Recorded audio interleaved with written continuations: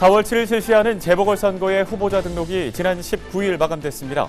등록을 마친 후보자들은 3월 25일부터 법이 정하는 바에 따라 선거운동을 할 수 있습니다.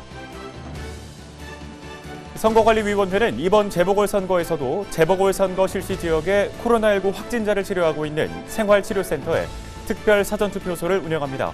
서울에 5개소, 부산에 1개소를 설치할 예정이며 향후 코로나19 확진자 수 증감 추이 등에 따라 최종 결정됩니다.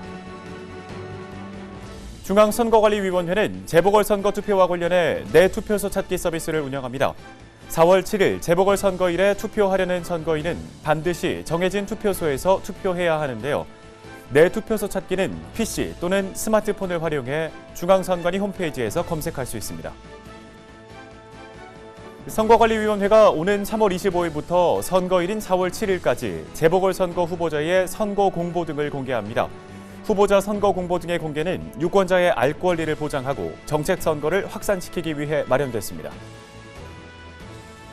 선거운동 기간 중 선거방송토론위원회가 주관하는 후보자 토론회는 당일 생방송뿐 아니라 다시 보기로 시청할 수 있습니다. 후보자 토론회 다시 보기는 중앙선거방송토론위원회 홈페이지와 유튜브, 네이버 TV에서 볼 수 있습니다.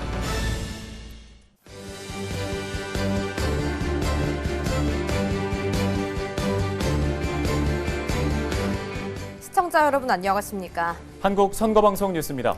지난 18일부터 19일까지 양일간 재보궐선거를 실시하는 전국의 21개 선거구에서는 후보자 등록이 있었습니다.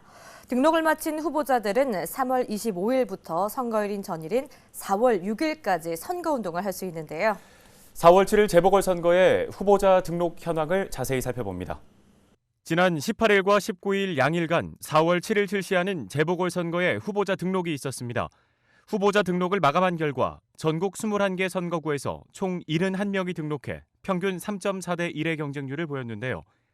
광역단체장 선거는 서울시장 13명, 부산시장 6명 등 2개 선거구에서 총 19명이 등록하여 평균 9.5대 1의 경쟁률을 보였고 기초단체장 선거는 2개 선거구에서 총 7명이 등록해 평균 3.5대 1의 경쟁률을 나타냈습니다. 또 광역의원 선거는 8개 선거구에서 총 19명이 등록해 평균 2.4대 1, 기초의원 선거는 9개 선거구에서 총 26명이 등록해 평균 2.9대 1의 경쟁률을 보였습니다. 선거구별로는 서울시장 선거에서 13대 1로 최고 경쟁률을 보였고 경기도의원 선거, 구리시 제1선거구 등 9개 선거구에서 2대 1로 최저 경쟁률을 나타냈습니다. 공직선거법에 따라 전국적 통일기호 부여 정당은 더불어민주당, 국민의힘, 정의당, 국민의당, 열린민주당 등 5개 정당이고 기타 의석을 가진 정당은 다수 의석 순으로, 의석이 없는 정당은 정당 명칭의 가나다 순으로, 무소속 후보자는 추첨으로 기호가 결정됐습니다. 이번 재보궐선거에 출마한 후보자의 재산 내역, 병역 사항, 최근 5년간 소득세, 재산세, 종합부동산세의 납부 및 체납 실적, 전과 기록, 경력, 학력 등 자세한 정보는 중앙선거관리위원회의 선거통계 시스템에서 확인할 수 있습니다. 지난해 실시한 제21대 국회의원 선거 당시 선거관리위원회는 코로나19 확진자를 치료하고 있는 생활치료센터에 특별 사전투표소를 운영한 바 있습니다. 오는 4월 7일 실시하는 재보궐선거에서도 특별 사전투표소를 운영한다는 소식 전해드립니다. 중앙선거관리위원회는 오는 4월 7일 실시하는 재보궐선거에서 특별 사전투표소를 설치 운영합니다. 이번 특별 사전투표소는 생활치료센터에서 격리치료 중인 코로나19 확진자의 선거권을 보장하고자 마련한 것인데요. 특별 사전투표소는 재보궐선거 실시지역 내 거소투표 신고기간 만료일인 3월 20일 이후 확진 판정을 받은 선거인이 집단으로 격리되어 있고 시설 내 확진자의 이동이 어느 정도 가능한 생활치료센터를 대상으로 설치합니다. 서울에 5개소, 부산에 1개소를 설치할 예정이며 향후 코로나19 확진자 수 증감 추이와 추가 확진자 입소 인원 등을 고려하여 최종 결정할 방침입니다. 특별 사전투표소의 운영 시간은 사전투표 2일차인 4월 3일 4시간에서 8시간으로 투표소별로 생활치료센터 내 격리 인원을 감안하여 정하며 생활치료센터 내에서 격리 치료 중인 코로나19 확진자와 의료 지원 인력을 대상으로 진행되며 선거인의 주민등록지와 관계없이 관외 사전투표로 운영됩니다.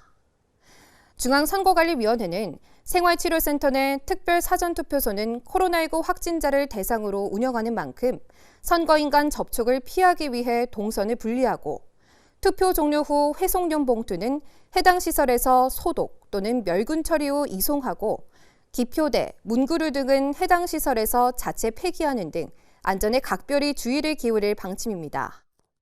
선거일에 투표하려는 선거인은 사전투표와 달리 반드시 지정된 투표소에서 투표해야 합니다.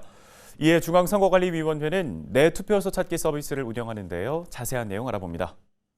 재보궐선거가 실시되는 지역 어디서나 투표할 수 있는 사전투표와 달리 4월 7일 재보궐선거일에 투표하려는 선거인은 반드시 정해진 투표소에서만 투표를 할 수 있습니다. 이에 중앙선거관리위원회는 재보궐선거 투표와 관련해 내 투표소 찾기 서비스를 운영하는데요. 유권자들은 PC 또는 스마트폰을 활용해서 쉽게 검색할 수 있습니다. 내 투표소 찾기는 3월 29일부터 선거일인 4월 7일까지 중앙선거관리위원회 홈페이지에서 내 투표소 찾기를 눌러 찾을 수 있습니다. 내 투표소 찾기는 시도, 구시군, 생년월일, 성별, 주민번호 끝 3자리 등 선거인의 본인 정보를 입력해야 선거일 투표소와 위치를 검색할 수 있습니다. 이때 선거인이 입력하는 정보는 투표소 검색을 위한 정보로만 활용되며 별도로 저장되거나 다른 용도로 활용되지 않습니다. 또 내 투표소는 선거 공보와 함께 우편으로 발송되는 투표 안내문에서도 확인할 수 있는데요. 매 세대별 각 가정으로 배달되는 투표 안내문에는 투표소가 설치된 건물명과 약도가 표시되어 있습니다. 4월 7일 재보궐선거일에는 오전 6시부터 저녁 8시까지 투표를 할 수 있습니다. 한편 4월 7일 선거일에 투표할 수 없는 선거인은 4월 2일과 3일에 사전투표를 할 수 있습니다. 재보궐선거를 실시하는 지역은 읍면동마다 사전투표소가 설치되는데요. 재보궐선거가 실시되는 지역의 선거인은 다른 지역에 있는 재보궐선거의 사전투표소에서도 사전투표를 할 수 있습니다. 재보궐선거 사전투표는 4월 2일 금요일과 4월 3일 토요일 오전 6시부터 오후 6시까지 투표할 수 있고 사전투표소는 중앙선거관리위원회 홈페이지에서 찾아볼 수 있습니다. 한국선거방송 뉴스 이소민입니다. 선거관리위원회는 정당과 후보자의 정책 공약에 대한 유권자의 알 권리를 보장하고 정책 선거를 확산시키기 위해 매 선거마다 공약 자료를 제출받아 공개합니다. 이번 재보궐선거에서도 후보자 선거 공보 등을 공개하는데요. 관련 내용 전해드립니다. 선거관리위원회가 오는 3월 25일부터 선거일인 4월 7일까지 재보궐선거 후보자의 선거 공보 등을 공개합니다. 선거관리위원회가 공개하는 자료는 지방자치단체장 후보자는 5대 공약과 책자형 선거 공보, 선거 공약서이고 지방의회 의원 선거 후보자는 책자형 선거 공보입니다. 선거관리위원회가 재보궐선거 후보자의 선거 공보 등을 공개하는 이유는 후보자의 정책과 공약 정보에 유권자가 보다 쉽게 접근해 정책 선거를 실현하고 각 후보자들의 공약을 편리하게 비교하여 유권자의 편의성을 증진하기 위해서인데요. 지방자치단체장 후보자의 5대 공약과 선거 공약서는 3월 25일 목요일부터 공개되며 모든 후보자의 책자형 선거 공보는 3월 28일 일요일부터 공개됩니다. 후보자의 선거 공보 등의 공개는 후보자가 선거 공보 파일 등을 제출하면 선거구 선거관리위원회에서 선거관리 시스템에 PDF 파일을 업로드하고 정책 공약 알림이 사이트를 통해 대국민에게 공개됩니다. 만약 선거 공보, 선거 공약서 등을 PDF 파일로 제출받지 못한 경우에는 인쇄물을 스캔하여 업로드합니다. 특히 후보자들에게 선거 공보 등의 PDF 파일을 이미지가 아닌 문자 인식이 가능한 형태로 제작 권고하여 시각장애 선거인의 공약 정보 접근성을 높이고자 노력하였습니다. 선거일 후에는 당선인 공약을 제외하고 일괄 삭제됩니다. 한국선거방송 뉴스 김서혁입니다. 3월 25일부터 재보궐선거 후보자의 본격적인 선거운동이 시작됩니다.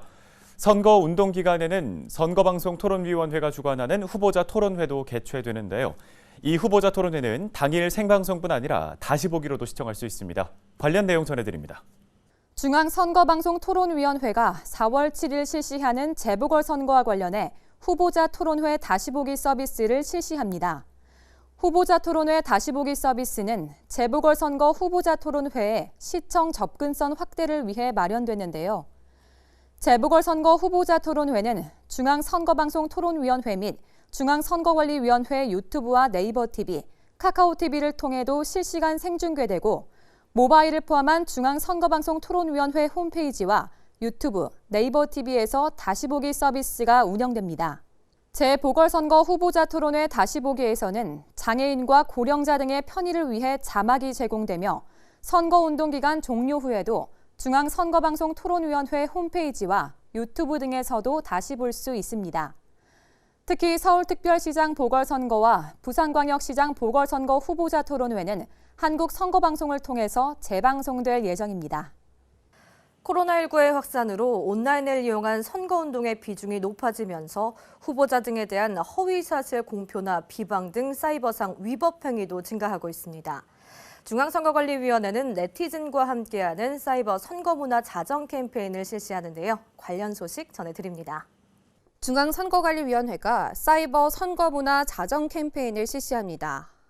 네티즌과 함께하는 사이버 선거문화 자정 캠페인은 4월 7일 실시하는 재보궐선거의 건전한 사이버 문화 기반을 조성하고 후보자 등에 대한 허위 사실 공표나 비방 등 사이버상 위법 행위를 예방하며 네티즌 스스로 깨끗한 사이버 선거 문화 조성에 기여하는 자율 규제를 유도하기 위해서 진행하는데요.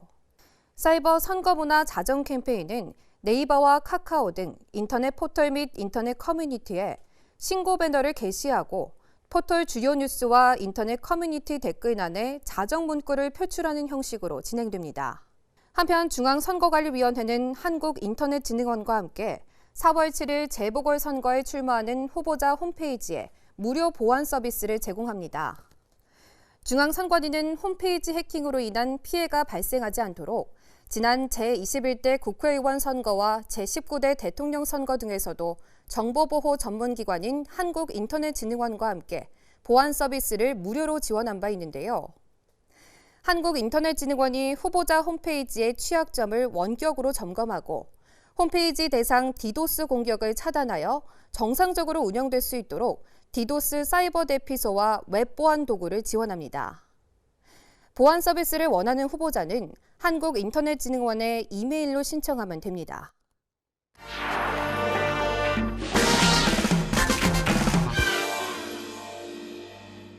안녕하세요. 여러분이 궁금해하는 선거의 뒷이야기를 낱낱이 아주 재밌게 풀어드리는 시간, 선거의 디테일입니다.